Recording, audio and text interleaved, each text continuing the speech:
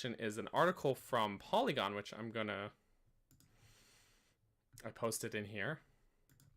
Now, this article talks about the fan mod for Breath of the Wild called Second Wind. And basically, Second Wind, it adds a lot of new stuff to Breath of the Wild. It's a really cool mod. I haven't played it, but I've seen some people, like some streams of some people playing it, and it looks like a lot of really cool stuff gets added. They add like 𝗿𝗏𝗃𝗆, which is really cool. They add a bunch of like side quests, some NPCs like a witch, and some new mechanics related to like food and stuff like that, which is really cool. Just like really, really cool stuff. And it's a really large collaborative effort, apparently. But this article, which I'm just checking now, has yet to actually been fixed. Makes some big errors in the way that they credit the modding community who worked on Second Wind. So, again, this was brought to my attention by Melon Speedruns, who actually did contribute in what he admits was a small way to the project. But essentially, the entire article makes it out to be as if there's one person who goes by the username 𝗏𝗏𝗏 online, and basically the Polygon article credits them as being like the project lead, the driving force behind the project, basically like one of the lead people, and they credits them for like many of the things that are in the mod, right? And this is apparently false. They apparently, this particular contributor to the mod, they were involved, but were not the driving force, the main person, the project lead behind it. But they were the person that Polygon reached out to and did an interview with. So I got in touch with CEO Brains, who is the actual project lead of Second Wind, and spoke with them, asked kind of like, what did 𝗏𝗏𝗏 contribute, you know, what in terms of the mod, like how involved were they, that kind of thing.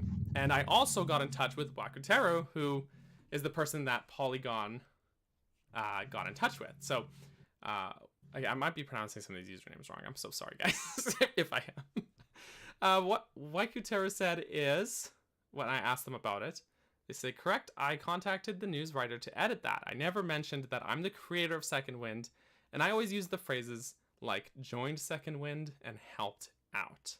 So like they joined the project. They weren't the lead person like creating the project, right?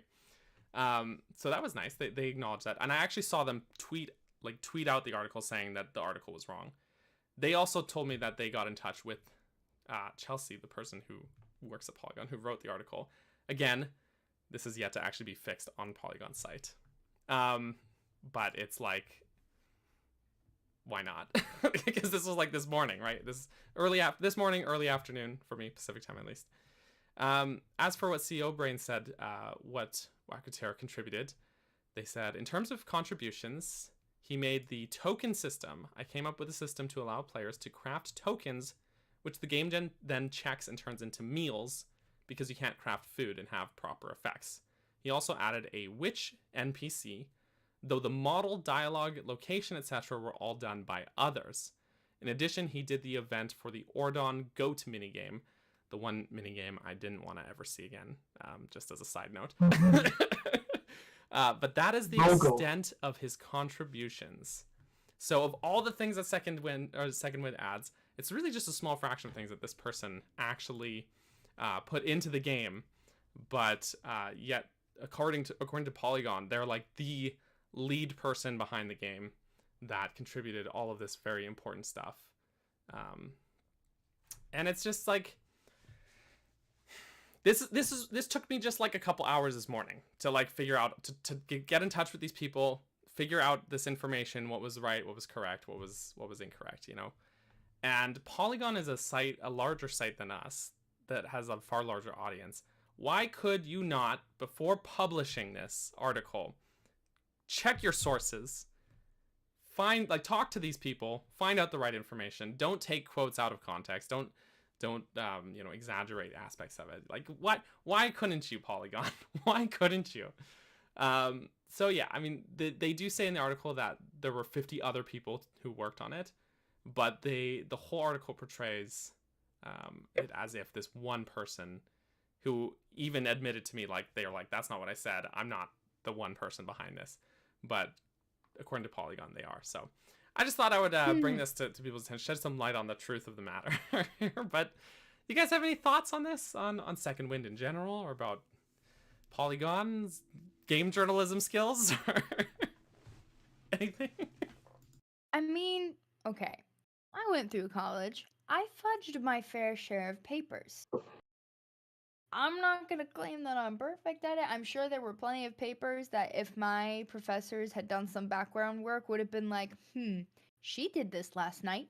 But how I passed my thesis, I'll never know, because I had a great professor who's very smart, so I don't know how I got away with that. Anyway, but I did. Here I am. But I just feel like, and again, I'm not the person who wrote it. I don't know all the stuff, but based on what I read, in which I only skimmed, I was at work, FYI, and based on even just a little bit you told me, it's like, would it have been that hard to say, like, give direct quotes from him, be like, you know, like you were saying when you talked to him, he was like, no, I didn't say that, what I actually said was this, you know, and then just clarify, like, this is what he worked on, because they posted that clip. I did watch a little bit of that, of the 𝗏𝗏𝗃 stuff, and I was like, oh, that's cool. And if that's what he was responsible for, I guess my perspective as the person who didn't write it is like, well, couldn't you have easily just said, like, this is something he did? I don't know. As simple as giving the direct quote, the way he said it, and clarifying this is what he did, you know, and then just put at the end, this is a part of a larger group. This was his contribution, you know, stuff that we could probably all say or whatever. But right. No, totally. And I part of my thinking is that maybe because this person, Wakutaru, has a YouTube channel where they post a lot of Second Wind videos, like walkthroughs of how to get through the game, that kind of thing. So my thought is, like, the Polygon, the author at Polygon maybe saw that and thought, okay, they're posting all this Second Wind content, they must be the creator of Second Wind.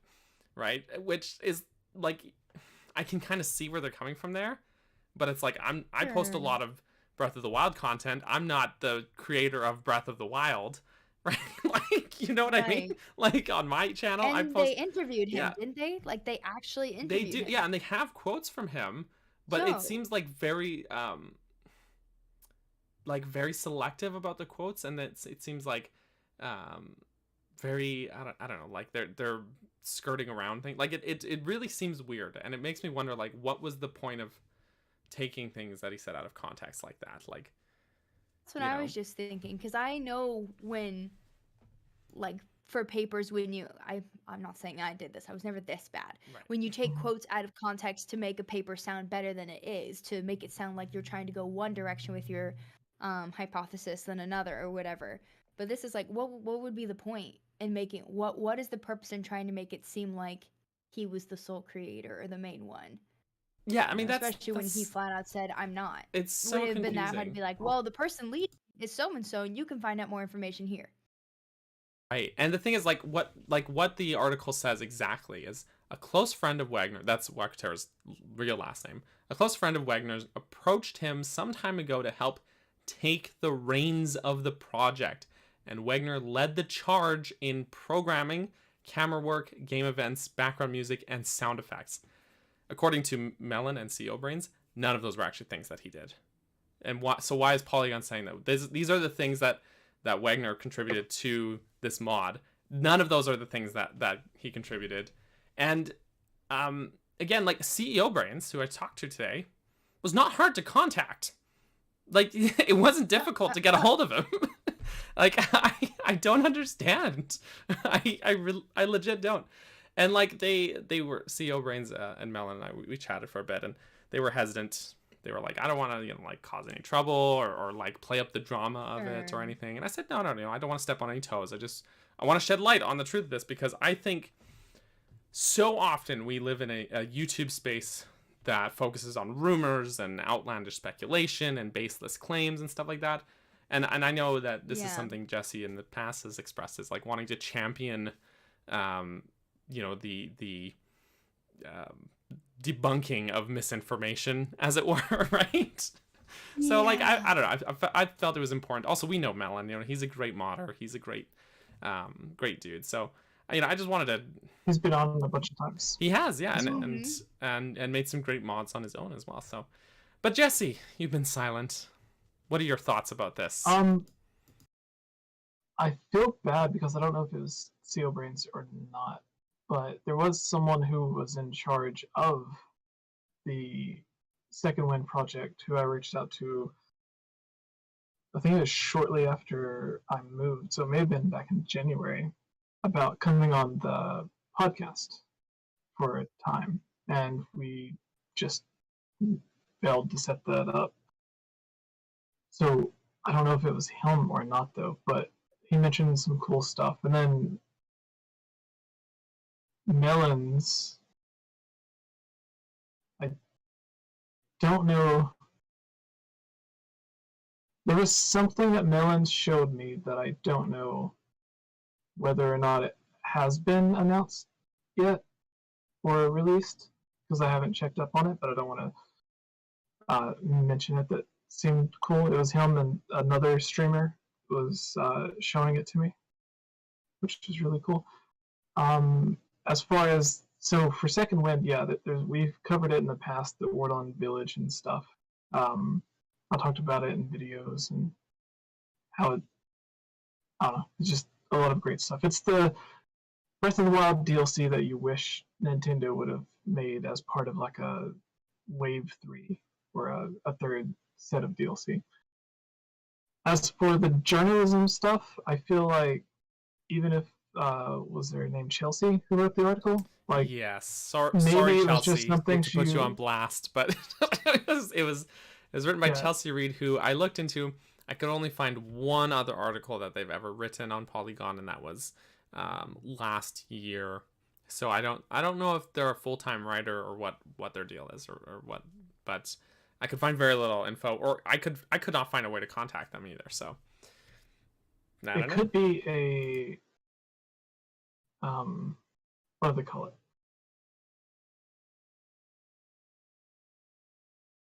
I don't want to say an internship, but something like that, to where they're not actually hired onto Polygon, but every now and then they can write something that gets published. But even if that is the case, I feel like there should have been an editor that double-checked it. Like when at Zelda Dungeon, I was gonna bring up who had to go through. Right. Yeah. Yeah. Zelda Universe, like there's Amanda and Cody and some other people that do the editor's job of like going through and correcting everything and double checking all the information. So I don't think this was something where it's like, oh, I'm just gonna give this guy all the credit. I think maybe it was a thing where it's like, oh, I feel like writing something, and maybe it's something that she thought was cool, but really just didn't spend too much time on or care that much about. So she just kind of did it to get it out there. I mean, maybe. I mean, that's something, Jesse, you and I have in common, is that we both worked at like sites, like Zelda, like news sites, as it were. So you worked as, actually, you've worked more than me. You have, but I mean, I was at Zelda Informer for less than a year, not that long. But I know that from my time there was a process where we had lots of like volunteer writers who were not like paid staff. Technically, I wasn't paid staff there. I didn't see a dime during my time there, but you got paid in Oreos.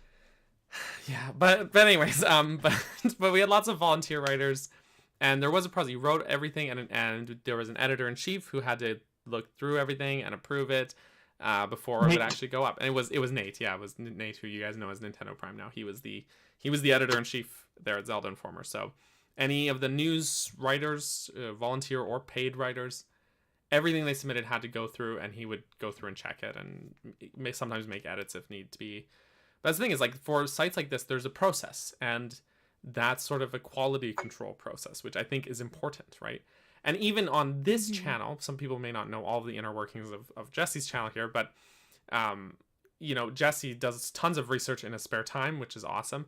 But even still, oftentimes before posting a story, he'll run it through me, and I'm not saying I'm Jesse's editor-in-chief, but, like, I'll go through and pretty brutally fact-check him before he posts anything, because we care about this stuff. So yeah, I mean, it's important. I think I was just gonna bring up, there was the time when, like, I was talking to you about, there's the one quote from an interview a long time ago that I used in a recent I say recent, but it is a recent video comparative, because no other videos has been published. So it was like a few actual videos ago, and there was the quote in the interview where it was talking about, I believe it was 𝗟𝗔 saying that he's excited for players to have the chance to play Breath of the Wild. It's going to have this giant, dynamic overworld. It's going to change and evolve as you play through it. Which we've seen stuff that kind of does that, like Terrytown, and then they had the canceled feature where you could kind of build your own blockhouse thing at different places. And so there was some other stuff with that. And I remember, like I told you, I remember this quote. I've used it in videos before. I have the screenshot somewhere. I can't find it. So I was searching through like Japanese interviews, like English interviews, actual videos, untranslated. Like, I was doing everything I could for like 2 or 3 days just to find that one single quote, because I didn't want to post a video saying something and someone being like, well, you said he said this, but I can't find it anywhere. So like, it was like 3 days of research towards doing nothing except looking for that one single quote, just so we can have the screenshot of it to be like, yeah, here it is. Yeah. So no, totally. And you know, like, at the end of the day, I have no doubt that they were well intentioned with this. They're like they're bringing like a positive bit of publicity to this mod, getting people interested in it. And then, like, the things they said about the mod were all very nice things. They weren't like, this mod is trash and these are made trash people who made it. It was nothing like that, right? It was all admiration for the modding community and all that. It's just like, they just take the extra hour that it took me to sort the facts out, right? Like, yeah, you shouldn't need you know, some rando YouTube channel or whatever to like fact check you. You should be able to have that done and solid before especially if you're like speaking with the people that worked on it. So oh yeah. And the last time, technically it was me, but our channel interviewed some, I guess you could call it an interview, to research stuff. Like, there's Pierre, who basically owns or runs IGN. Anytime there's like something 𝗟𝗆 Zelda or Zelda 64 beta stuff or Twilight Princess beta stuff, I'm like, hey, you were there, you seen this in person. Like, literally Miyamoto was walking behind you as you were playing it. Can you tell me about this stuff? And sometimes he'll send pictures and everything, or he'll give me the name of someone to contact who might know more, like the Twilight Princess beta video that I did a few months ago. So research is important, but so good on them for doing the research and reaching out to the people. But then it's like, I don't know why you wouldn't use what the person said instead of like something different like that. Yeah, but it's just one article, so maybe they were just having an off day. But at the same time, that's what editors are for. That's the thing. Yeah, you have staff. I know Polygon has the budget for it. So yeah, like Daniel throws shoes and stuff at me if I get something wrong. That's right. So like, I imagine Polygon has someone that throws boots or expensive more heels. Expensive shoes. Prada only. Yeah. It's Uggs. They throw Uggs. They throw Uggs. Uggs. Not the Uggs. Too. Not the. Edit this. Actually, instead of a whip, they just have shoelaces. The Uggs would be like not as bad because they're like nice and soft, right? So. Not and the bottom. Yeah. They throw Crocs. I don't actually know. I don't have Uggs. I get knockoff Uggs from like Walmart. There you go. They're like rabbit fur, aren't they? I don't know. They soak the Uggs in water and then freeze them to get them hard. And then throw them. Okay, that sounds actual painful. Ice is cold. Well, I guess just to wrap this up, I want to say no hard feelings to 𝗏𝗏𝗃𝗏. I know that they were not, trying to chase any clout or like paint themselves in an inaccurate light or anything. I think this really just comes down to Polygon's poor reporting, because even I'm like, 𝗏𝗏𝗃𝗏 doesn't know who I am. I'm just like some random guy that reached out to him and was like, hey, did you work on this mod? And he was like, yeah, I did a little bit. Is this about Polygon? Like he was very open with me, right? So like I don't think they were trying to be dishonest, and I appreciate them being straightforward with me. And thank you to CEO Brains for also chatting with me today about it. So yeah, if you guys want to check out Second Wind. Is Melons in the chat?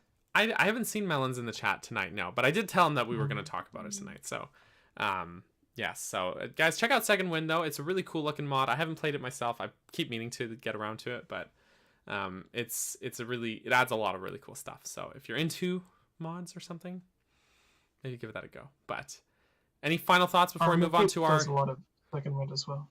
Oh, sorry? RMFH does a lot of Second Wind as well that people can check out. Is he doing Second Wind now? Because he did Relics of the Past. That's another big one. But is he doing Second Wind now? Because I'd watch that if he is.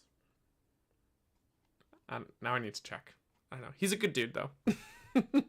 Maybe I got some confused. Maybe.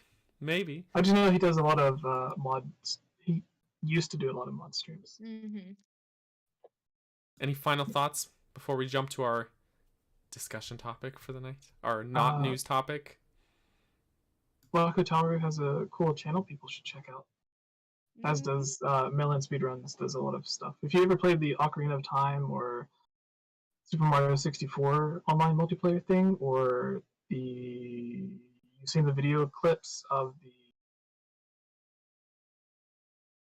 I don't even want to call it a PC port, but the weird Phantom Hourglass thing that I use clips of. I sent it to the playable little demo thing of it to Daniel, and there was something Wind Waker related that I don't know if he mentioned publicly, that he's worked on all of that. So if you've ever heard of any of that stuff, that is who Melon Speedruns is. So you may be aware of or fans of stuff that he's worked on without knowing who he is. And now you know who he is. So cool. Yeah, there you go. So all these people are cool except for sorry, Chelsea, you goofed. But no, don't be mean. What if she's a fan of the podcast? Well, then this is your wake up call. What This is your wake up call. I don't want to be mean. Again, I try not to be a mean person, but you, if you have a platform like that, you sway people. You have an influence over people in a certain way, right? Like so you have to, to get all Spider-Man on you. You have the power that with great power comes great responsibility. You have to use your influence properly. So the gamer. Don't become MatPat. Yeah. I had someone comment something like that on a video of mine once. They're like, well, if you watch MatPat's video, and I had to kindly comment back. I think I responded with like a video from Jesse's channel, and I was like, well, if you watch this video, completely dismantles that. And they didn't respond after that.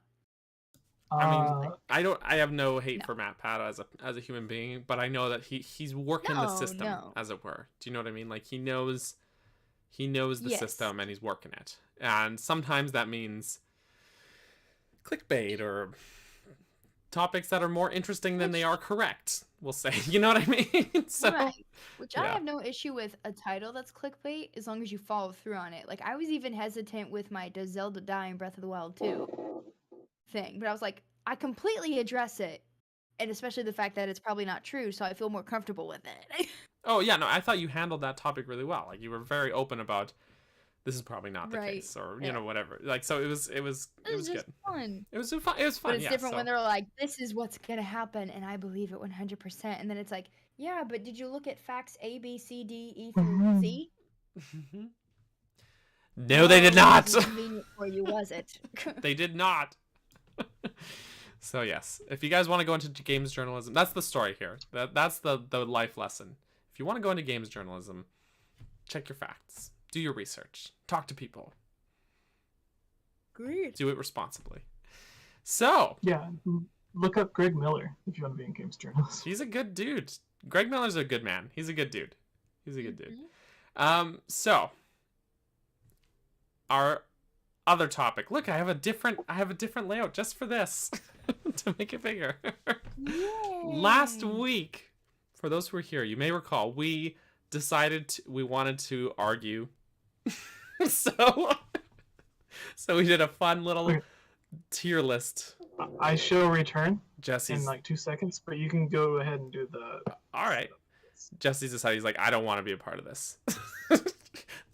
They disagreed with me about the Shadow Temple. He's still bitter about the Shadow Temple. No. So yeah, we had this fun little discussion last week where we were looking at the Dungeons of Ocarina of Time and organizing them into this lovely little tier list. Which actually here I'll put the tier list up here maybe from last week so people can look at it if they want to and decide if they hate it or not. I thought it was all right. I was pretty pleased with overall our ranking, but maybe it's because I mostly got my way with it. So this is our tier list last week. We put Forest and Spirit in S tier. E tier we had Inside the Deku Tree, the Water Temple, Ganon's Castle. B tier we felt the Fire Dungeons and Shadow Temple, and then 𝗏𝗏𝗏𝗏's Belly was just down there in the C tier. Down there. So this week, I was initially like maybe we'll go Majora's Mask next, but there's only 4 dungeons.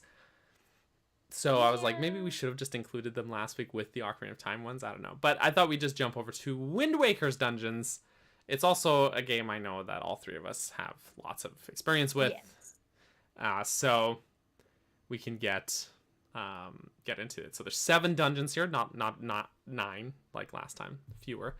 But there's, I'd say, a good healthy mix of dungeons. We got Forsaken Fortress, which is kind of 2 dungeons, but also kind of 1. We've got Dragon Roost Cavern. I was about to say Dodongo's Dragon Roost Cavern.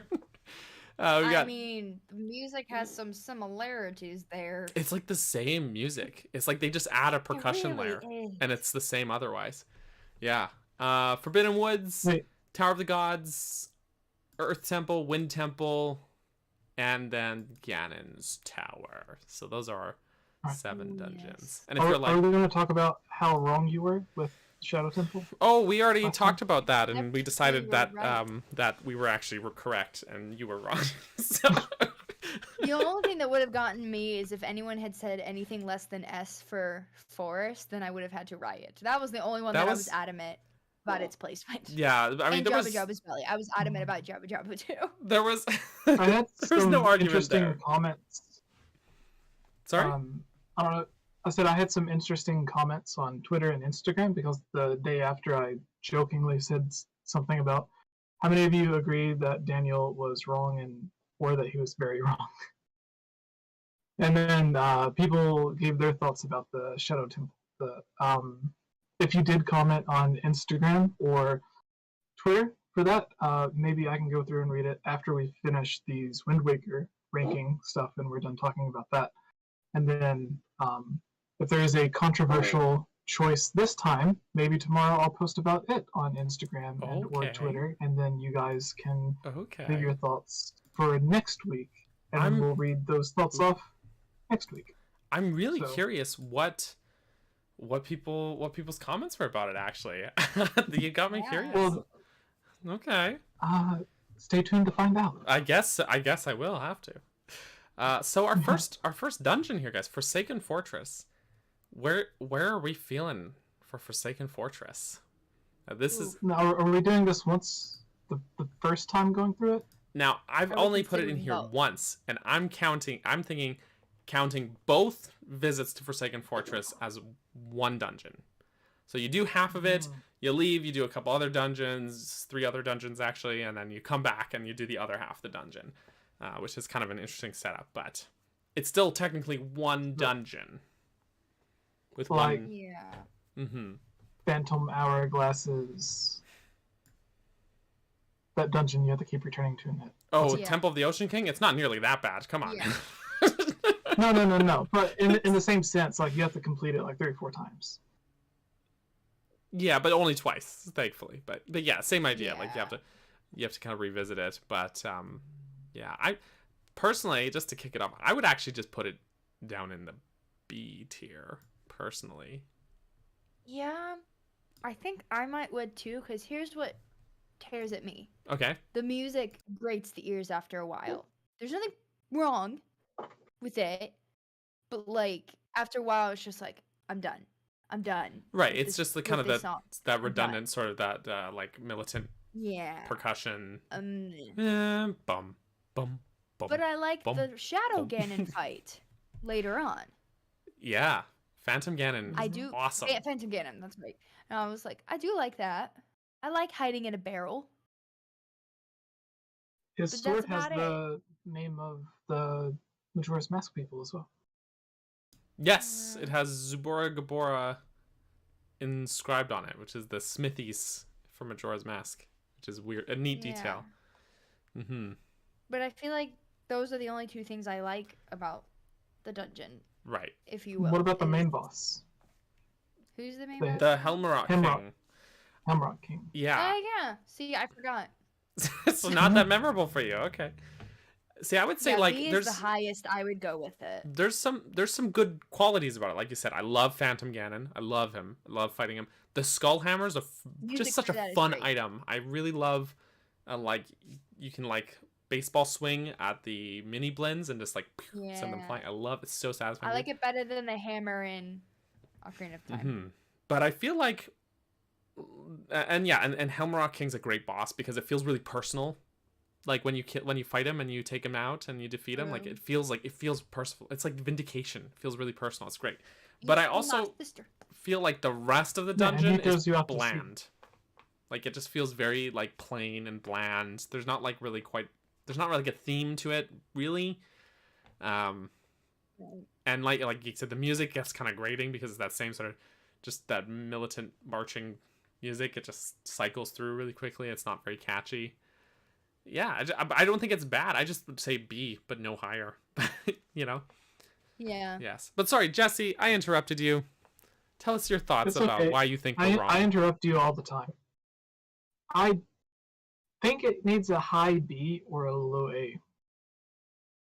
Because I enjoyed all the sneaking around more than the second times I threw there. Like really? I'm the opposite. But I find that there's companion pieces because I find like the sneaking around is such a drag, but it's a drag on purpose because then when you get to come back and just like demolish your way through it, it's really satisfying because you had to go through the slow slog earlier. But again, I interrupted you, so I'm sorry. No. I did it again. Of Skyward Sword when you are on the Eldin province or whatever, you have to like sneak your way around and collect all your weapons and stuff again. I don't like that either. don't like it. Tide Island, where it takes all your weapons away, and you have to kind of sneak around there as well. Similarly, with the when you first start the Champions Ballad DLC, and you're on the Great Plateau sneaking around with the Obliterator. So I like those.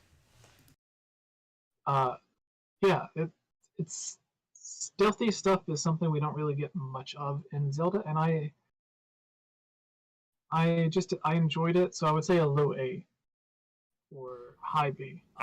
It's also a really cool scene when you're running up the spiral staircase when the boss is like destroying the steps around you. And isn't it the dungeon where you actually do rescue your sister? That's correct. Yeah, you do rescue Aaron. Mm-hmm. And I feel like that's like kind of the best thing about it is its story setup, and it just feels like context building mostly. Like it is like actually Joseph in the chat points out, we mentioned it, the Deku Tree as well, but like it's that intro dungeon, so it's sort of setting up like the context for the game. It sets up Link's growth plan, as I call it, because you have to sneak through the dungeon. Like the mid boss of the dungeon the first time there is like a single bokoblin who is like becomes just like a totally minor enemy later on. And it just sets up this idea of Link coming here, not being very powerful, and then having to grow more powerful to come and then come back. And so there's that sense of growth there, which is something I think is good about it. I just feel like it also teaches you a lot of mechanics that, like the barrel sneaking, that like have no purpose elsewhere in the game. And like even other segments in the game where you have to sneak around, you don't do it that same way. Even like you don't sneak in barrels and stuff. I just feel like it just sort of doesn't excel as well as say Deku Tree did as a starter dungeon, as your like intro tutorial dungeon. And I think in part it doesn't have to be as much tutorial because you have to do more stuff on Outset Island anyways. That's sort of tutorial stuff. But I don't know. It's not bad. It's just, I would say, just a B. Yeah. Yeah.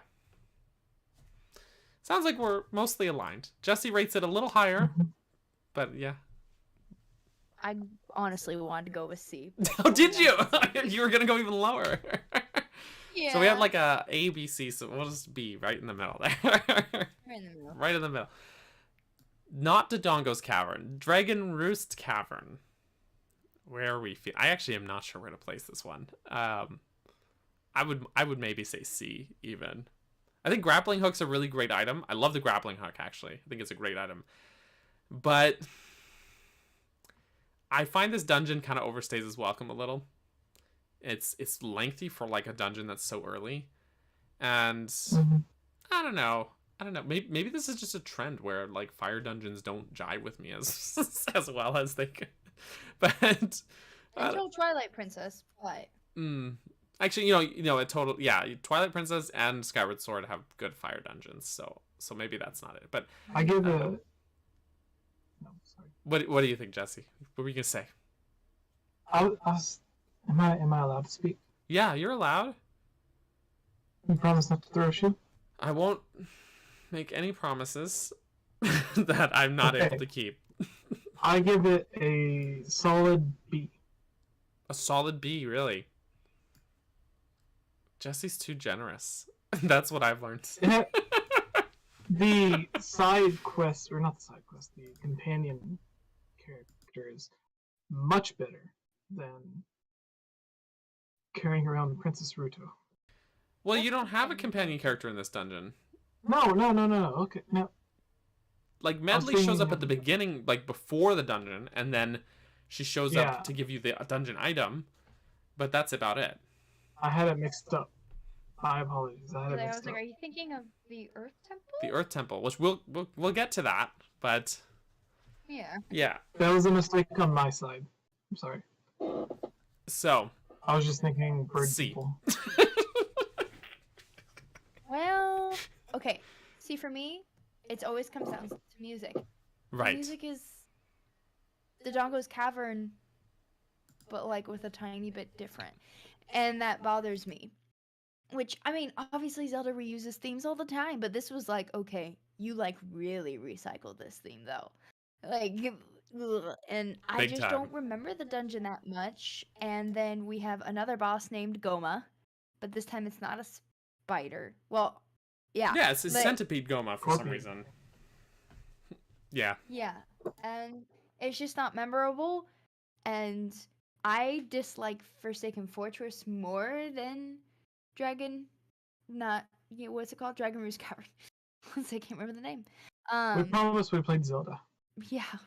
But that's the thing. I feel like and this happened when I played through Wind Waker HD, is at the end I was like, I thought I liked this game more. I did still love it.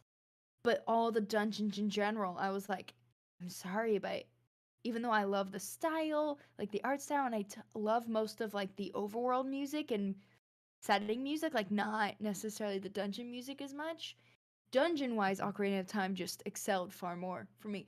So I'm a little bit harsher on Wind Waker. I don't want to rank it lower than Forsaken Fortress, so that's why I would say B.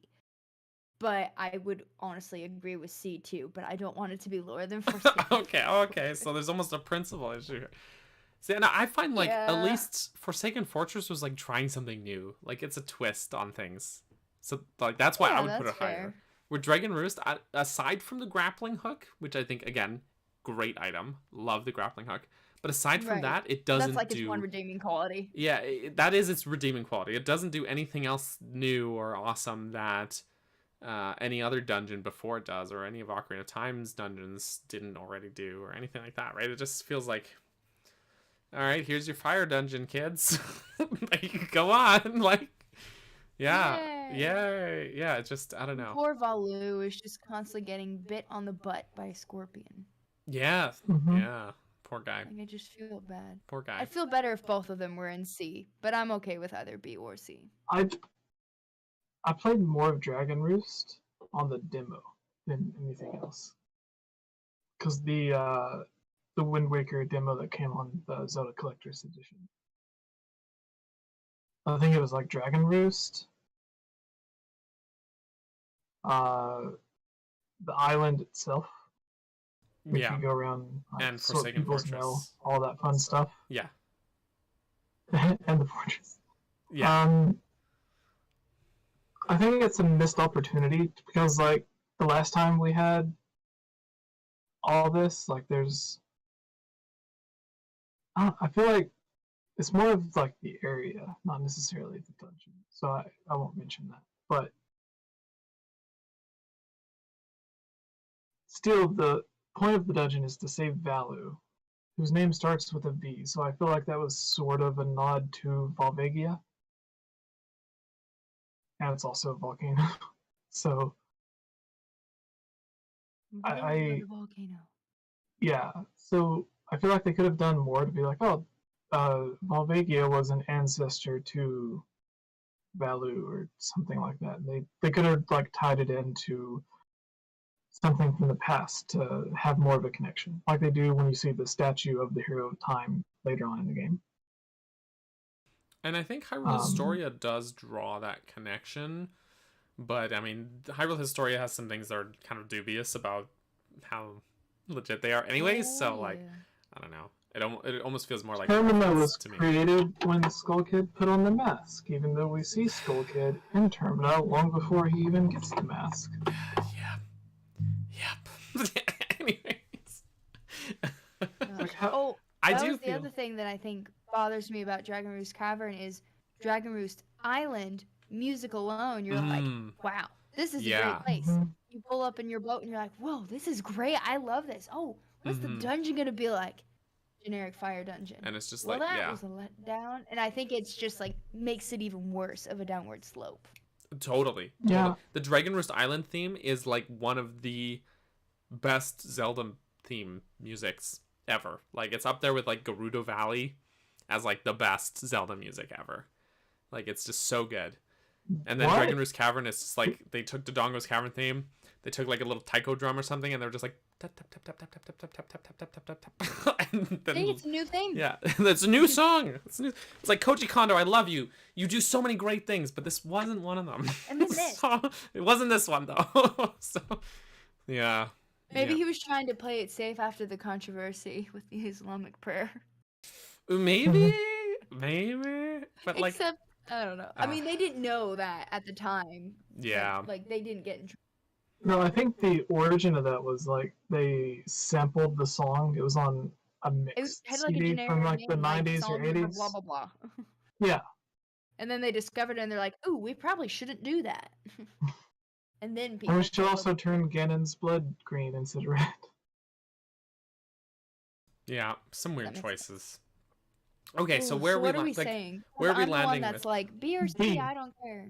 I still go with B, but I see. Okay, so I said C. Jesse says B. Geek says B or C. So like we have kind of like a tie.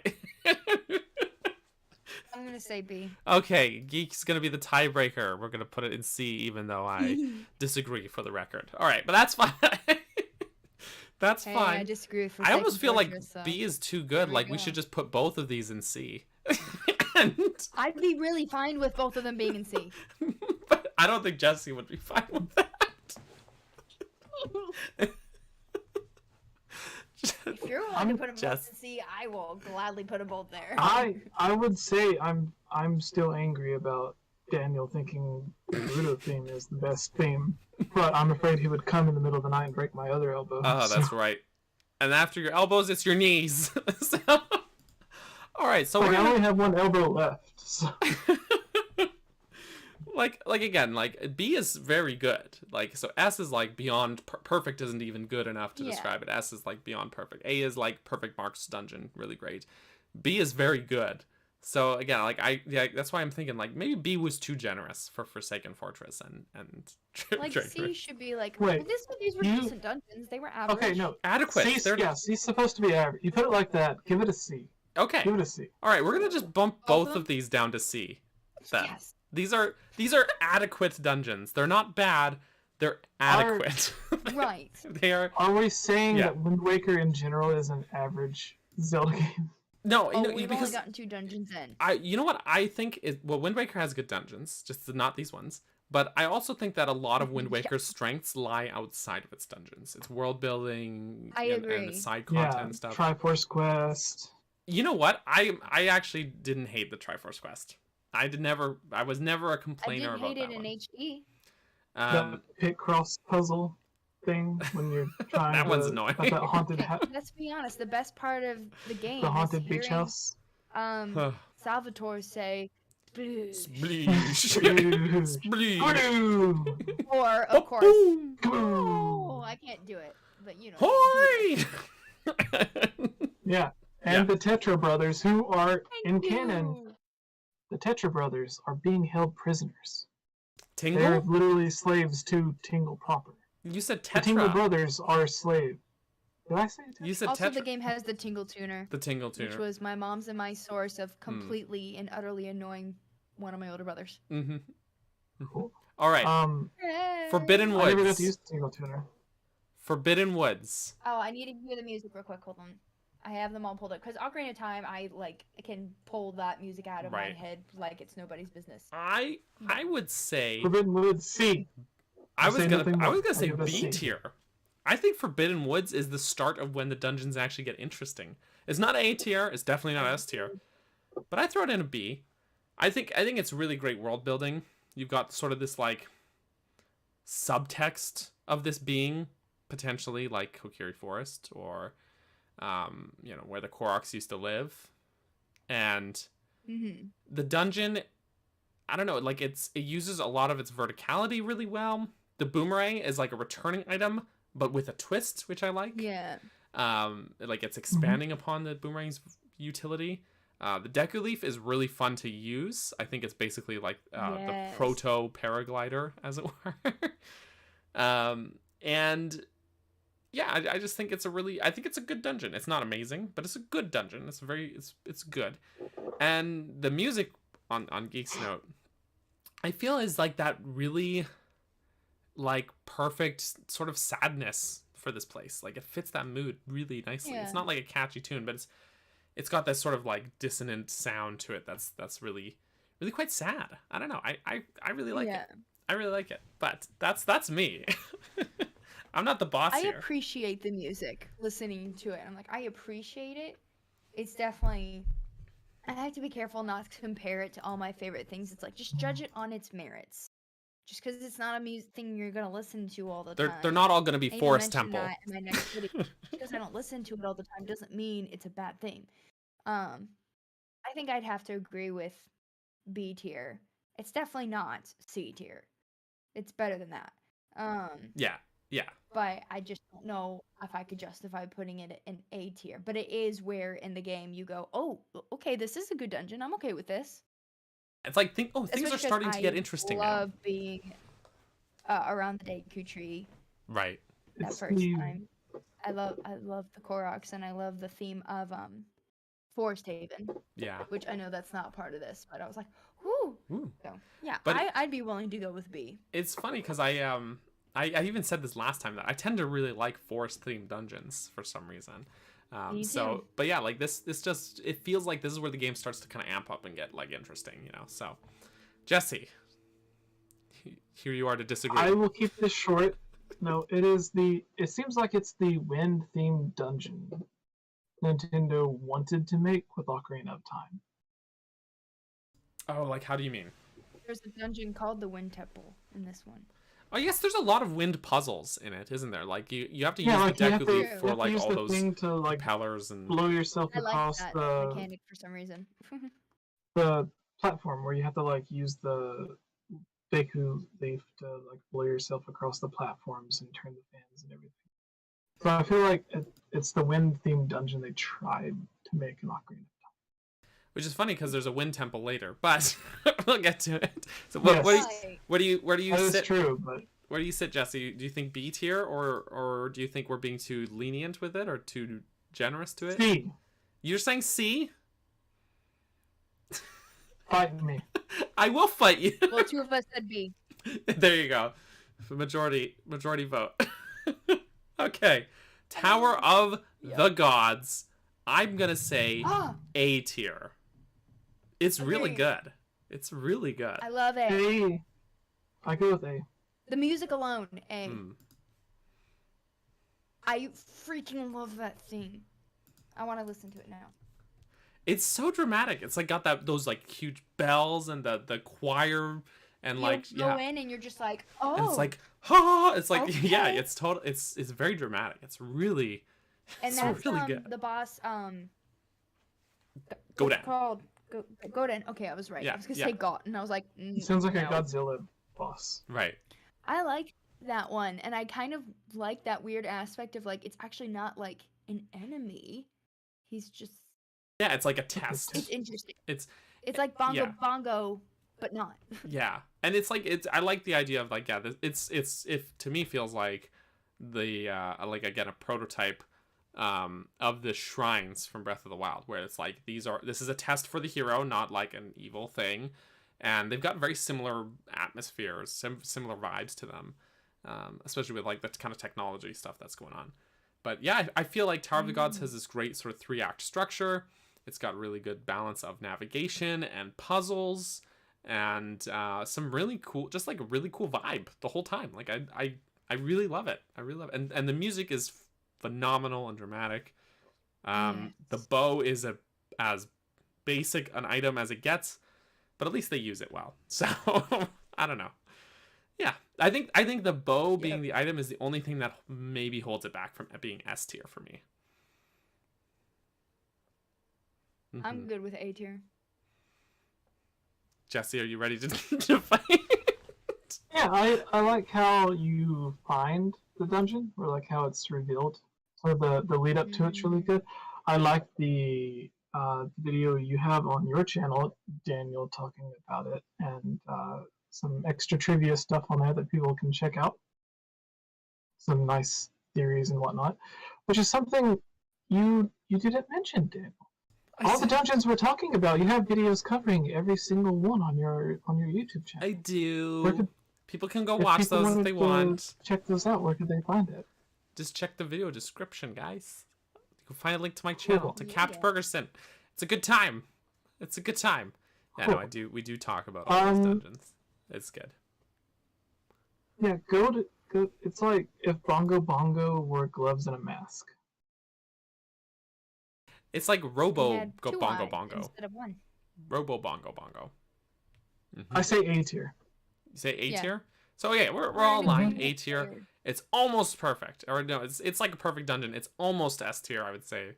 It's one of the best, but the next dungeon we've got here is the Earth Temple. And this is the one that we might disagree with, because this one is S tier for me.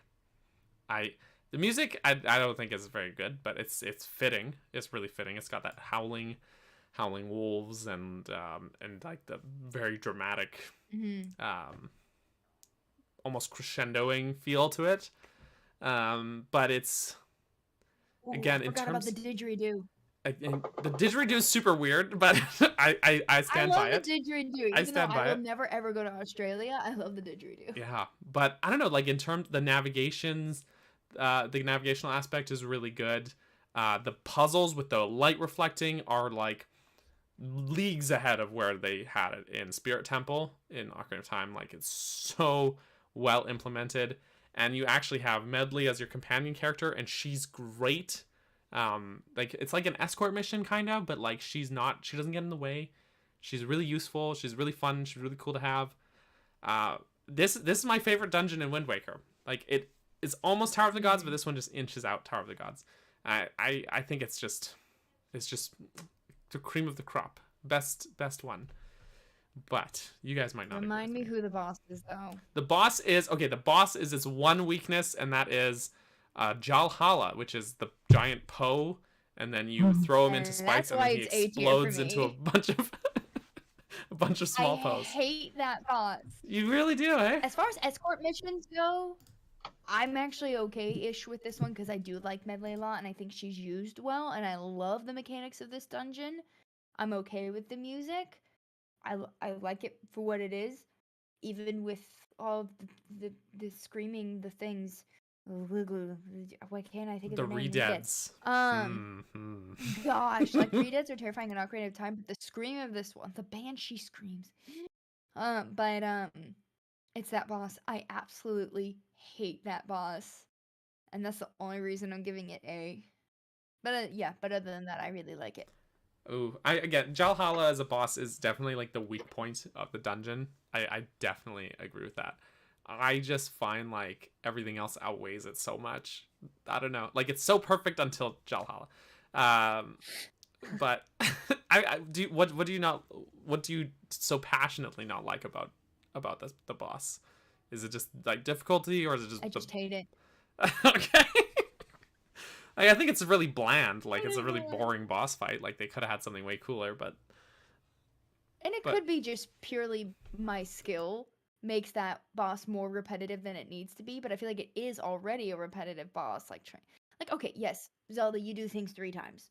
I know that, but certain things I'm like, wait, I missed. Oh, frick. Okay, yeah. A 𝗧𝗵𝗲 in the chat says, "Redeads, no geek. You mean childhood trauma." That's correct. You're not wrong. That's correct. You're not wrong. That's correct. So I said S. Geek says A tier. I say S tier. Jesse, where are you sitting on this one? I love the light puzzles. I feel if the boss was better, it would be S tier. Is this going to be the game we give no S tiers to?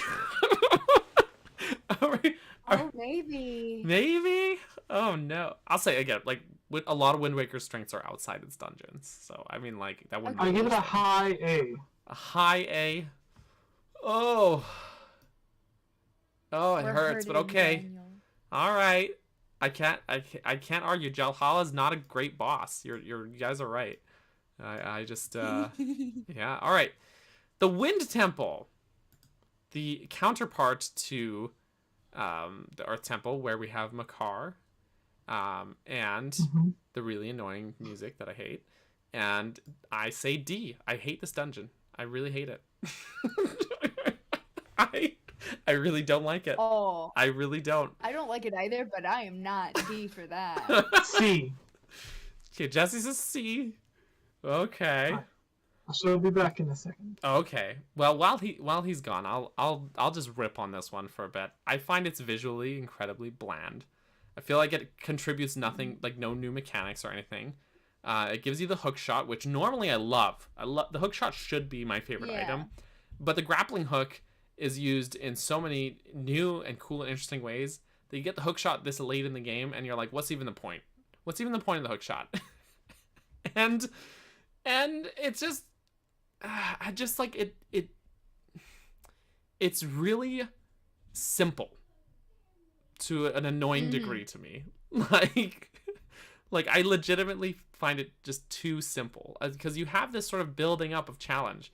Forsaken Fortress, and then Dragon Roost, and then Forbidden Wood, sorry, and you get to Earth Temple, where everything is like, it's this perfect level of complexity, and then Wind Temple is just really straightforward.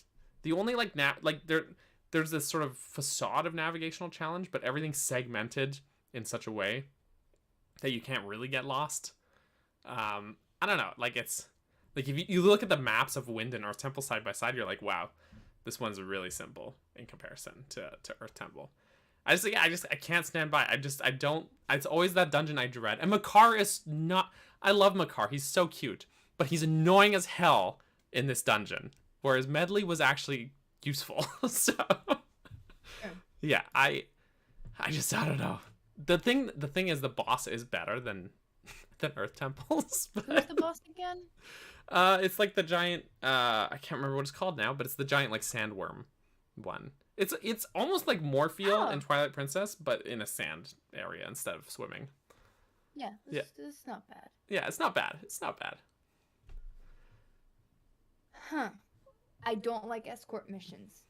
Better than Ruto, not as good as Medley. Mm-hmm. Music is too repetitive. Grates on the ears. It's a bit. Boss is okay. Don't remember mid-boss. What I remember was playing this in Wind Waker HD on stream and having so many friggin' issues with the wind mechanic. Because I'm an inept gamer. But, like, trying to get across somewhere or something, and I kept falling, I kept coming out of it, I kept messing up, and, there was a lot of, F's in the chat. So I just kept screwing up over and over again. I feel bad giving anything a D, but definitely it can't be higher than a C. It can't. Like, I can't. You mentioned I'll have to wait and see how you don't remember. I can't go higher than a C. Yeah. So you mentioned about the mid boss, like you don't even remember what the mid boss is. It's because it's just a horde of enemies. And I feel like that's how they pad the dungeon out, is like they couldn't get like good navigational puzzles or interesting puzzle mechanics. So they constantly lock you in rooms and just throw hordes of enemies at you. So like I'm pretty sure the mid boss is like 3 whiz robes. It would be better if you could have chosen the order though. Sure. Yeah, you know what? I would prefer Wind Temple if that was it. If you did Wind Temple first and then Earth Temple. I wouldn't view it as bad, but because they lead you with Earth Temple. I mean, it would still be bad following Tower of the Gods. Sure. Yeah. But especially because it follows the Earth Temple. Mm-hmm. It's like, yeah, and sort of. I need to wait and hear what Jesse thinks too. The mechanics of it though is like you have this companion character who is really useful, and they can fly and they can reflect light on their instrument, and they can fall behind you and step on switches and do all these dynamic things with you. And then you have you follow that up with another companion character who can only do half those things for some reason.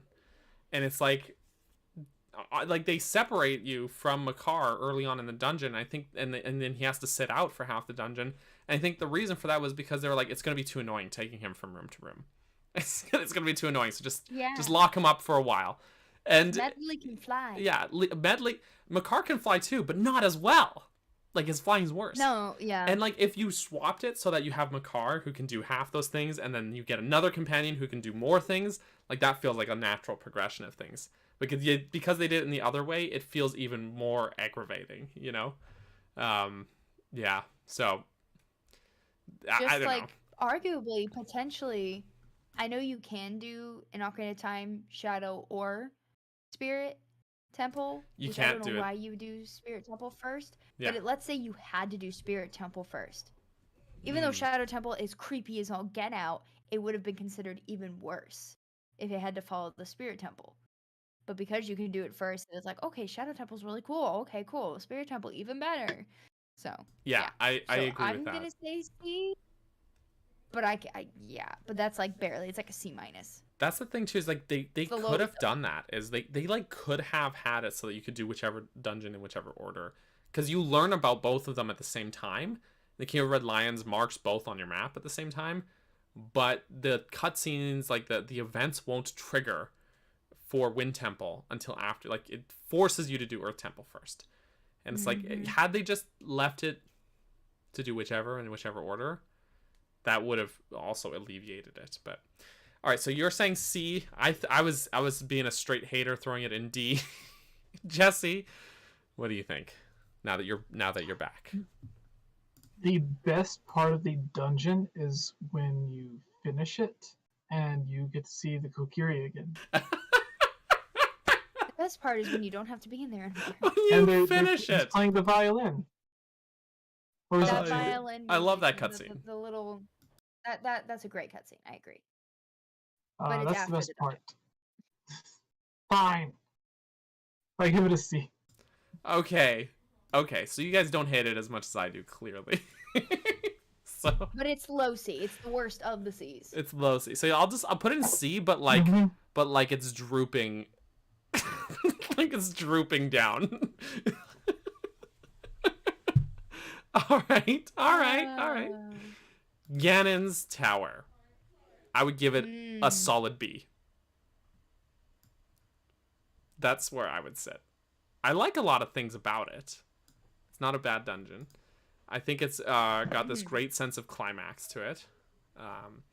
But you have to like retread a bunch of stuff. Like you have to redo all the boss fights, which is annoying. And then the labyrinth thing is really cryptic. I love fighting Phantom Ganon though. I love the red carpet ascent. I love fighting Ganondorf himself. I think that final battle with Tetra helping you and you're fighting Ganondorf and there's like all the water coming down. I think that's awesome. I hate the puppet Ganon fights though. I really can't stand them. I think they're awful. I'm so glad you reminded me of those. There you go. I hated So those. it's like it's a really mixed bag for me. There's a lot of things I don't like. There's a lot of things I do like. So for me, it's just like it's a solid B. It's not like bad. It's a mixed bag. What do you guys think? Oh I my see God. your solid B and raise you a low B. Okay, a low B, Not but still what a I was B. expecting. But still a B. Okay, so obviously I love the theme, and I know it's the Ocarina of Time Ganon's castle one, but I actually kind of prefer this one a little bit more. Not the situation. I think the situation of the Ocarina of Time one is far more aesthetic and far cooler, if you know what I mean, because you know he's playing it. But I like the sound of Wind Waker's better, if that makes sense. I love the fight with Ganondorf. Like, it's just a cool scene, just very ominous. I like a lot of stuff about it. I don't remember too much. And I was going to give it an A until you reminded me of frickin' Puppet Ganon. I hate Puppet Ganon, and so I have to agree with the B. Like, if it weren't for that, I could have given it an A. Just be like, well, I just enjoyed it. It's fine. It's the end of the game, and it's a fun time there, and it's cool looking, and all the drama. But yeah, that reminded me. Puppet Ganon really irritates me. Like he really does. And it's like they could have done something really cool with it. Like an artificial boss like that, sort of like Godan was in Tower of the Gods was sort of similar, sort of like artificial boss, not like a giant monster. I don't know, like yeah, there's a lot of really good stuff. There's this great sense of rising tension and climax and stuff like that. I think it's done really well. I don't think it's a bad dungeon by any stretch. But I feel like Ocarina of Time and Twilight Princess both do it better.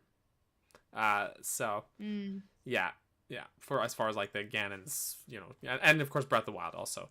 Those are like the 4 games that have like that, or 4 3D Zelda games that have that sort of like Ganon's castle sort of thing happening. So, yeah. So Jesse, you said 𝗏𝗶𝗃.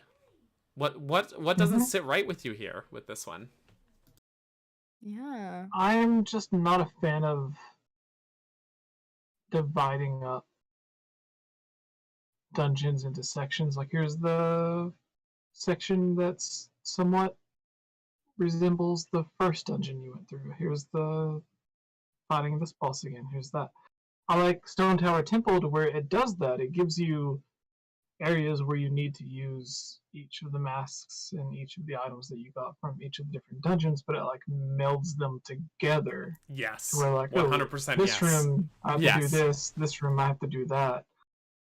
But it's not like, okay, the left side you have to do this, the right side you have to do this, in between you have to do, like, it's not divided, it's like all combined. So I just give it a B for that. No, that's fair. And that was also my same criticism of Ganon's castle in Ocarina of Time when we did this last week, was that segmented bottom floor section, like you said here, is like, it's like you're just retreading these old dungeon ideas, and it feels like you're kind of doing this recap, and it's just like not that interesting. Whereas, and then it gets good after you move past that, and then you're doing new interesting things, and you're going up the castle. I would say this one absolutely shares that same weakness, except with the caveat of throwing those 4 bosses in there too, which can be good, because like some of those boss fights are fun, but then you also have to fight Jalhalla again. So and then you have to fight Pup again. And I genuinely don't remember defeating him twice either. And you have to do HD. You got to do all the boss. Well, no, not all the bosses. You have to do the 4 bosses. So you do Goma, Caldemos, not Goma, Jalhalla, and I can't remember the Wind Temple boss's name. Giant sandwormy guy with the flappy mouth. His mouth goes like this. Starts with an M, I think. But yeah, I guess that shows how much I blocked out. Madora?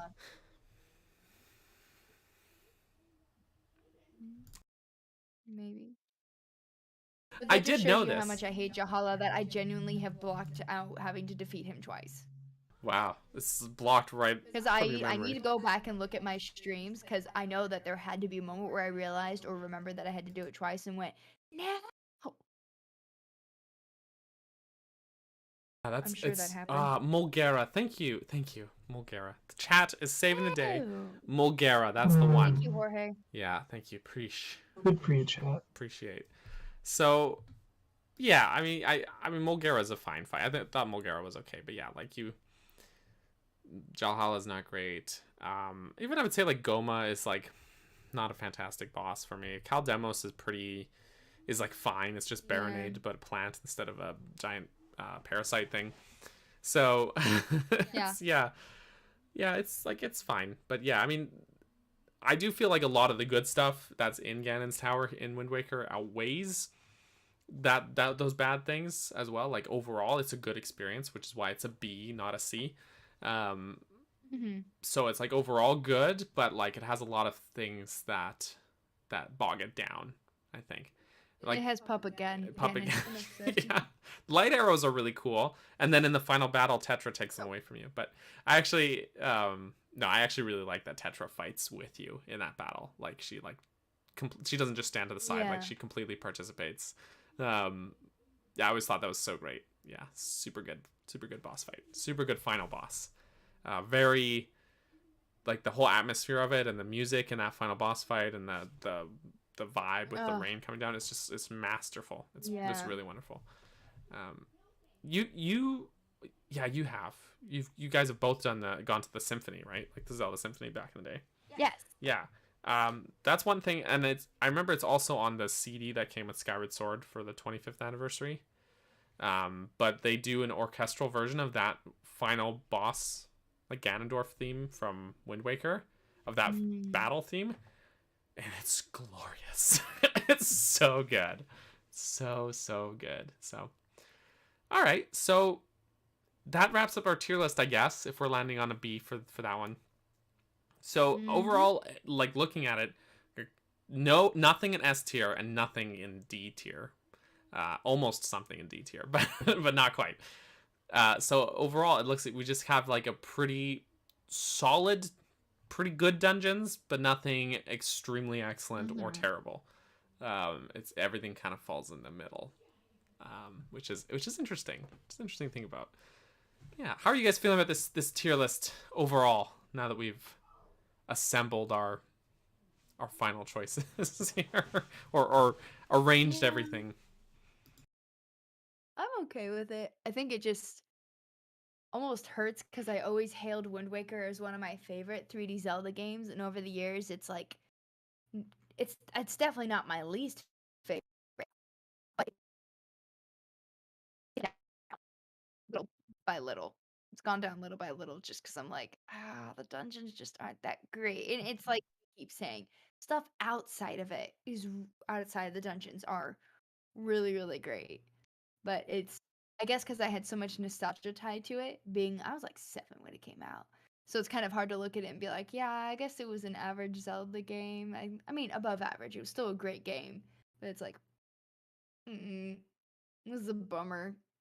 But that's okay. Yeah, I still think it's a great game. I really do, and I adore Wind Waker. I remember when I did, as Jesse plugged earlier, I did my whole series examining the dungeons. But one thing I stressed, like, at the end of that series was, like, when I was, like, wrapping up, concluding the game, I was like, I can't stress enough how good this game is, because it's got all this stuff outside of the dungeons that are really good, too. Yes. And it's, like, its openness. There's a lot of stuff in here that feels like it was dabbling with ideas that wouldn't get really properly realized until, like, Breath of the Wild, in terms of its, like, progression and its openness and its world building and its sort of idea of almost being like post-apocalyptic in a way. That's something those games share. And even the blue shirt. So yeah, I think I think it's a game that plays to my tastes in a lot of ways as well. So yeah, that I guess concludes our tier listing discussion, which is always fun to do. I guess we should move on to the mailbag. Is this the part where Geek says she has to leave now, or are you gonna stay for the mailbag? It is. It is. I knew it. It is. It's so close to midnight. I'm tired. No, that's fair. I know you got a busy life. I get you. I do work full-time job. And your work is very active. You're jumping around and dancing and whatnot. It's mostly the emotional energy, especially when you work with 4-year-olds. Like, it is physical energy, but it's also the emotional energy of sounding like a Disney princess for like 7 hours straight. Yeah, no doubt. Kids, man, they're draining. So lovely. I love them, but yes, they are draining. Yeah. Oh, exactly. Sums it up perfectly. Lovely. Well, I guess since you gotta go, we'll be sad. But we'll miss you. But for all the lovely people watching, if they loved your views and opinions or hated it or whatever, and they just want to hear you talk, where can they find more about Geek? And who is Geek? And why is Geek? Why is Geek? Geek, because I can never keep to just one subject. That's why I'm not the Zelda apprentice, I'm the Geek apprentice. Otherwise I'd be a little too limited. I couldn't do it. But yes, I am the Geek Apprentice. You can find me on my own channel here on YouTube. I also have Instagram and Twitter for promotional purposes. I do sometimes, every now and again, I'll do a random reel on Instagram just because I want to use the audio for whatever reason. And then, yeah, I'm working on a video right now that has to do with some of my favorite music from Breath of the Wild. So that is coming out soon. I also, whatever my last video was, just for some reason, didn't take a lot of effort, but just, I don't want to say blew up, but definitely far more than what my average view count is. My average view count is like 400 to 800, and this is at like 3,000 in less than a week. And I'm like, which for me is a lot, just to clarify. But because of that, I have had an influx of subs recently, and it's making the possibility, of 10,000 like real, because I'm almost to 9,000. And I'm like, wow, that's really cool. So anyway, if you are a part of that, thank you. Yeah, you can find me here on YouTube at The Geek Apprentice, talking about random things, usually music, random theories that I fully clarify probably are not a thing, but they were fun to think about nonetheless. Yeah, that's me. Sorry, that was I bumped. I muted my mic on the stream. Thank God, because I just bumped my desk super loud. Sorry about that. I was grabbing my water bottle and I fumbled it. Sorry, but sorry. You'll also find, if you're watching this on YouTube, links to all of Geek's social medias and her channel and everything in the description below. So go check that out. She has some good stuff. Some good stuff. If you like them Zeldas, or you like other things like Banjo-Kazooie or other things, it's good. Oh, and I stream. I should be streaming tomorrow night. I'm still not sure if I'm doing Twilight Princess or Kirby, but whatever. Kirby Princess. Just do both. Just do both. I like Kirby. Twilight Kirby. Yeah, you gotta mod it so that you have both games up and your actions, you play both characters at once. So. I thought you were gonna say Link inhales everything. Oh yeah, there you go. There you go. And Kirby turns into a dog. So. Woof woof. Turns into one of those wolfful enemies that are so cute that I hate killing. Oh, it's so sad. Kirby's enemies are all too cute, and then you feel bad about killing them. That's the greatest weakness of Kirby, of the Kirby games. Yeah, seriously. Lovely. Perfect. All right, I must abandon ship. All right, we'll miss you. Thank you for being here and throwing your opinions and mostly agreeing with me. Yeah. Sort of. I went more with Jesse this time around, or Jesse went with me. I'm not sure. Whichever way you want to swing it. That's why I said mostly. Mostly. I was with you and Ocarina of Time. Yeah, that's fair. All right. Until next time, y'all. All right. Bye. Bye. Bye. And then, I gotta fix the layout now. But then there were two. Jesse. Yes. How are you? Hi. How are you? I am okay. Why are you? Maybe that has something to do with my parents. Oh, really? Like, why am I here? Yes. Why, Jesse? Why? Well. Let's say we can do 5 questions. Yeah, we can do 5 questions. Can you do 5 questions, Jesse? I will try my best, sir. Great. I've never counted that high, but I'll give it the best of my ability. Oh, no. All right. Fair enough. I'm just going to fix the layout since there's only 2 of us now. I put our nice little thingy on the screen there. So, this is the Zelda Mailbag, everybody. If you're in the chat here, you want to have your question answered. If you want a mailbag about Zelda or things that are not necessarily Zelda even, we answer other questions. Now's your time to ask the questions and maybe we'll answer them. So, to kick us off, I'm actually going to grab a question from the Discord server, in which we have one of those. You can find a link to the Game Over Jesse Discord server in the description. We're going strong, well over 1,000 members. I said members without a B. Members. It's a good time. And you can ask your questions there or in the chat right now if you want. But this one actually comes from Candy, Candy's one of your patrons, right? I think so. I believe so. I think so. She has the Patreon role in Discord. So, regarding Breath of the Wild 2, the question is, this question is for everybody. I guess it's only the 2 of us. Do you guys think they're going to make any more amiibos, especially for Breath of the Wild 2? I think so. If I feel like if Metroid Dread could get amiibos, and Dread was kind of like a gamble, like, will it sell well, won't it? But it still got amiibos. Breath of the Wild got a ton of amiibos as well. Champions, Link again, Zelda, a Bokoblin. Yeah, I can absolutely see Breath of the Wild sequel getting amiibos. And I would love that. I would love to buy them. I would love to buy them and shelve them and never open the box. every time Breath of the Wild amiibo release, they're instantly sold out. So, like, it's not even something Nintendo would have to be like, well, we can pay so much for this, but what if they don't sell well and then we don't make back our profit? It's like, no, like, Nintendo knows almost any amiibo they release is going to be an instant profit, especially if it's Zelda related or Smash Bros. So, yeah, I think it'll most likely probably be the next generation of champions, and then a amiibo of Link in his new outfit from the trailer. I think that's what we'll see. Maybe like a new version of Ganondorf amiibo. Dehydrated Ganon amiibo. The dehydrated amiibo.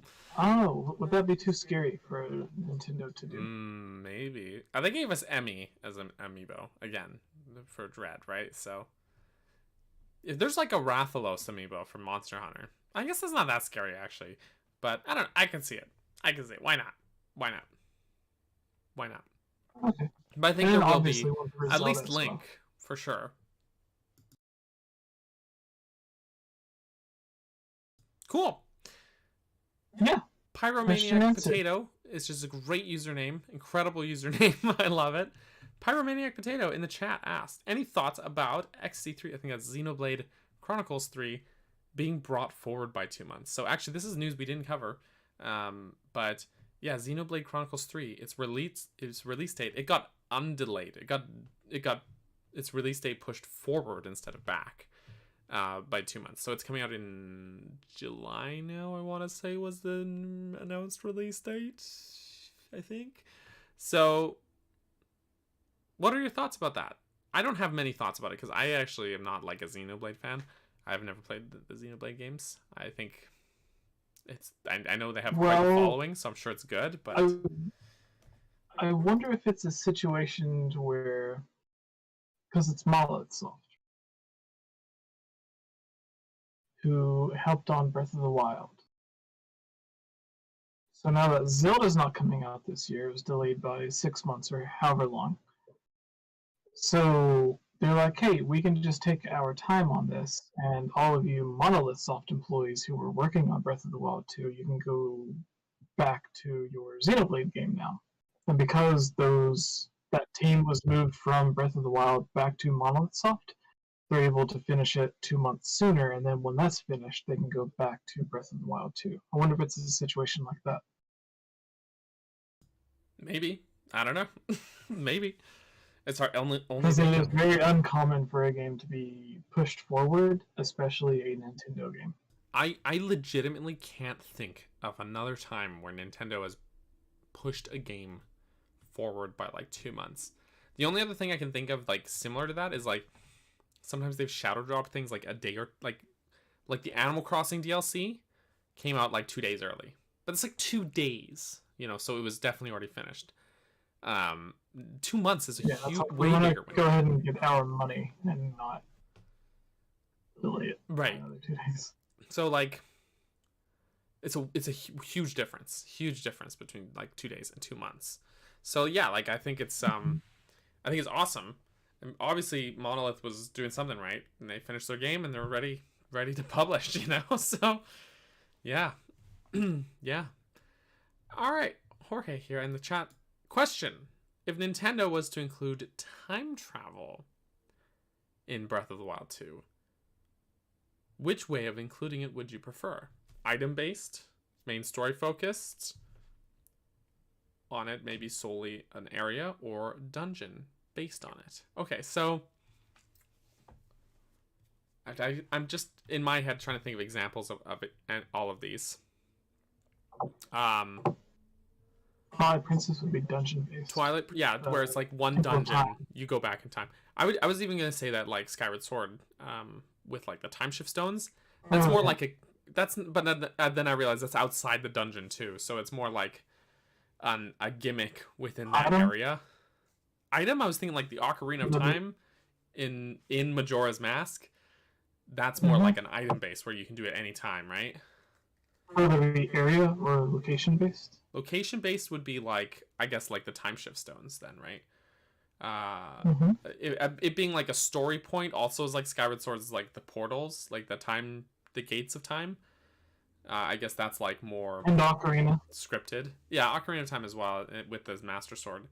So there's lots of different ways Nintendo has done it in Zelda, like implemented time travel.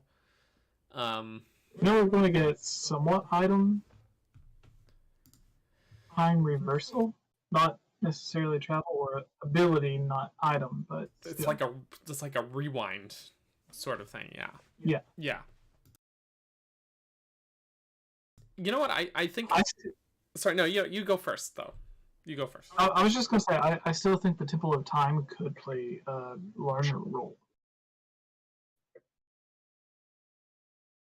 but that's just my hopes. Yeah, I mean it makes sense. It's the Temple of Time. You could tie it in to time travel somehow, as it has been in the past. I thought, or I was thinking that the way it's used in Majora's Mask is the most versatile, and I've always said like that's my favorite way in Zelda. But I think for a world as big as Breath of the Wild, the most interesting way to do it would actually be almost like a two-world system like Ocarina of Time, where you basically have like a dual world system, but they take place in different time periods. And what I like about that in Ocarina of Time is that in each time period, like things are very different. Like Zora's domain is frozen over. The Gorons are all like imprisoned or whatever in Goron City, or not in Goron City, but they're not in there. They're imprisoned. Castle Town is like destroyed, right? Kokiri Forest is full of monsters now.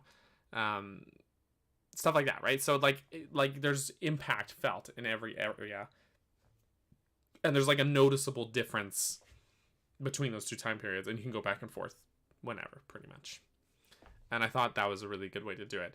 And I actually recently finished playing through A Link Between Worlds, which is a great game, underrated. And I was really vibing with the two world system in that game. It's not time travel, by the way. It's not. That's not what I'm insinuating.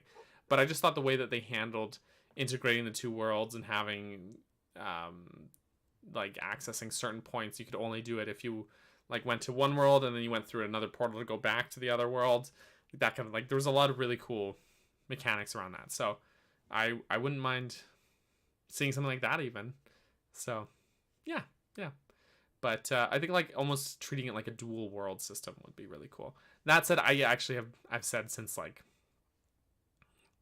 last summer or whatever that I don't think that it'll actually have time travel, but but if I had my way and I could implement it, that would be a cool way to do it, I think. Yeah. Any other thoughts there, Jesse? I agree. Lovely. Question 4. Joe Schmo. Love that. Also great username. How confident are you that Nintendo sticks with the new spring timeline for Breath of the Wild 2? Could you see it slipping into late 2023? I think spring's not at all. I think spring's a sure bet. I think so. But Jesse, I think it's you're more versed on this side of things, I think, than I am. So no, I already thought. Don't say that. I already thought it was a sure thing to release at the end of this year. Me too. Oops. Everything was telling me that it was going to release at the end of this year. So yeah, like the only thing I can think of is just like there was just like a really weird bug that popped up. They're like, we really need to fix this, and then it caused like a cascading effect, or they want to dual release it, and they're like, oh well, the next game's coming out or the next console's coming out sometime in spring, so we'll release it on both consoles. It worked out. Twilight Princess was the best-selling Zelda game until Breath of the Wild, which was also dual release. So why not? You know, it worked 2 times before. Why not do it a 3rd time? Yeah, That's a good point. That's a good point. Those dual release games seem to do really well. The 2 times out of 19 that they've done it. So yeah, and both times they did it, it was the best-selling Zelda game at the time. It's true. So that's true. I could definitely see this being on track to outsell Breath of the Wild. If they dual release it, for sure. If they don't, maybe. I can see it selling really well, but not quite hitting Breath of the Wild sales. Does that make sense? Yeah, because Breath of the Wild had like the entire 5 years that the Switch released, plus those who bought it twice or for Wii U.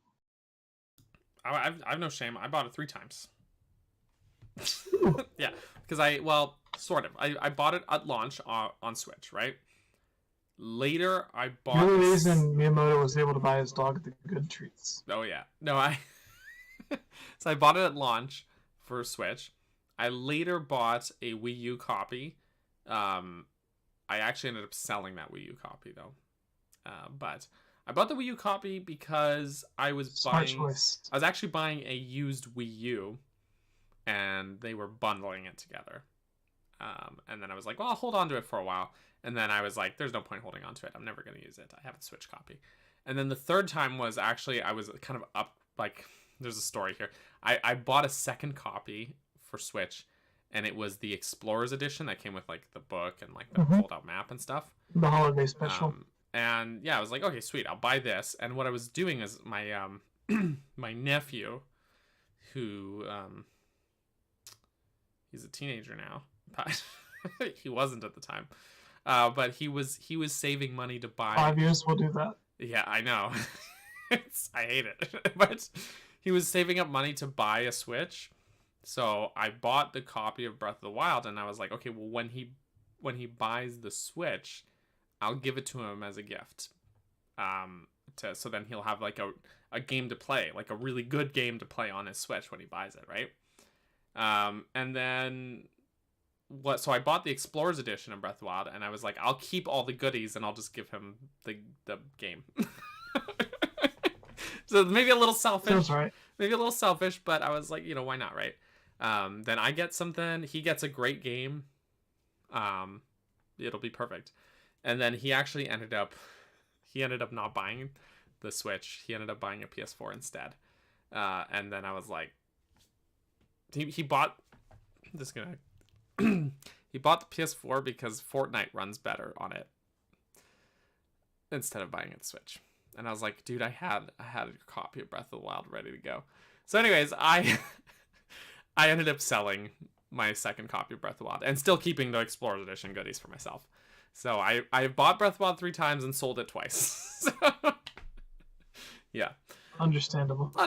Normal stuff. Anyway, so yeah, at least I got like upgraded to like the nicer edition of the game. I still don't have like the proper like the Master Edition that has like the statue of the Master Sword. That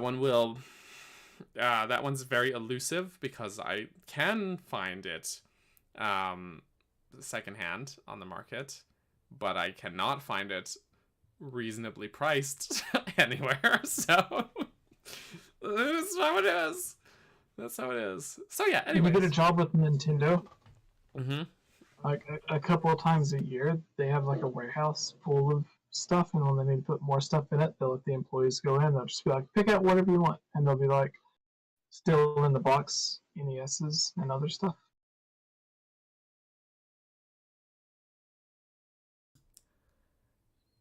So do you want to go break in and take some stuff? These are only stories I've heard from friends that we may or may not have that work at Nintendo or used to work at Nintendo. We can go on a little trip together and get some goodies. I don't know where this mythical warehouse is, so one day. Maybe Redmond. Also, if my nephew is watching this, I'm sorry to put you on blast like this. I just had to tell the story. I just think it's like very funny. But I had that ready to go. Sorry, I sold it. I had a coworker actually who I ended up selling it to who really wanted the game. So cool. So I gave a coffee coworker.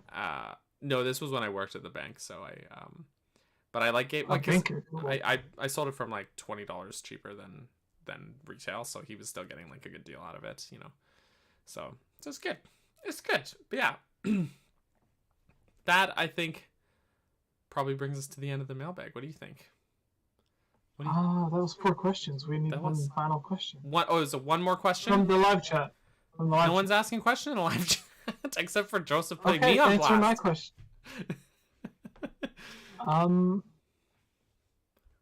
All right, everyone, if you're listening, give us one final question before we leave. One down from 10. More. Okay. 9. While they have an opportunity to chat to like 7. type in their question, I'll read you this one. Joseph. Where can people find you? Oh, okay. Yeah. Which he wrote. Here's a cue. 0.09 is such a small insignificant number. So why would it make Daniel have a full mental breakdown? It's because it's such a small insignificant number, Joseph. No, that's actually a reference. If you guys missed it, I was streaming Breath of the Wild on Wednesday, and I finished the game, and then I checked my completion record, and I was at 99.91%. So I was 0.09% away from 100%, and it definitely made me go a little crazy. Because I was like, what did I miss? Sorry, Jesse? Yeah, I was going to ask you, do you know what you're missing? Maybe it's like that chest. No. There's like 2 chests in the game that are impossible to open. It's not that. So the chests actually don't count towards completion. It counts like Koroks, shrines, quests, and locations. So like if any location you go to that has like a name that pops up on screen, exploring that location counts towards your request. So I was actually missing 1 room inside Hyrule Castle. It took me like half an hour to figure it out, though. That's what that was. So nice. 1 room. Is your final question? 1 room. The only question we got here. Well, actually, we have a question, and we also have a super chat. So the super chat's from Taker610. Okay. Thank you for the super chat. Appreciate. You could have just said we have a super chat. I would be like, is it Taker? It is Taker. Yeah, exactly. The super chat king. They said, Daniel, do your best happy mask guy meltdown. Jeez, he doesn't like do anything with his voice. He just like picks up Link and shakes him, doesn't he? He like, and he does the whole thing with his head, right? He does do that. He does do that. He does do that. Yeah. Our question here is from Natsu, who's a good egg. Waffles or pancakes? That's the question. Waffles, Belgian waffles from the IHOP when we went there in 2019. The best waffles ever. They were good waffles, were they? I had pancakes when we went there. So, you know what? I think plain waffles are better than plain pancakes, but pancakes with things in them are better than waffles with things in them. Like, do you know what I mean? Like, like if you have like blueberry pancakes, is better than blueberry waffles, right? But just plain pancakes are not as good as plain waffles. Like, I say plain, but like obviously you put like butter syrup, whatever on it. But like waffles, I when I say plain, I just mean like they don't have like chocolate or like berries or like anything like that in them. They're just like the waffle itself. That's my standing. That's my stand. I think waffles have a better like texture to it, like mouthfeel. Like they get a little crispy. It's really good. But pancakes are really good if you have like stuff with it. What do you think, Jesse? You're still saying waffles? I still go with waffles. Yes. Okay. One vote for waffles, 1 vote for pancakes. Geek left, so she can't be the tiebreaker. We'll have to ping her on Discord and get her answer. I guess that's the end of the podcast. Thank you, everyone. Daniel, Jesse. I guess it's your turn to let everyone know who you are, what you do. Oh my gosh. Where they can find you. Who am I? What do I do? I forgot. No, I'm Daniel. You can find my channel. All my social media is a link in the description below in the video.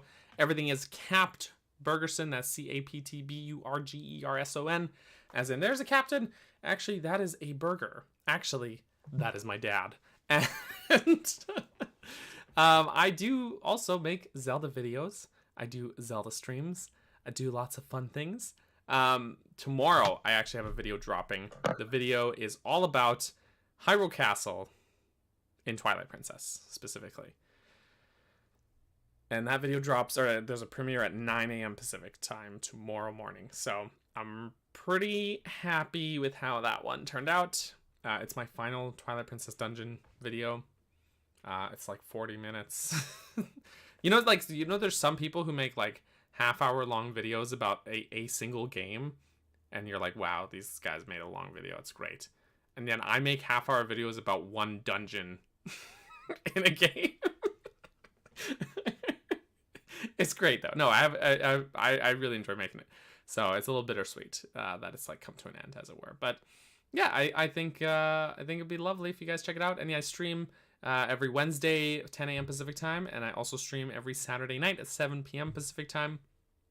And Wednesdays are more like Zelda days, whereas the Saturday nights are like variety games days. So that's me. That's who I am. Come check me out. Come hang out. We have a good time. It's fun. It's fun.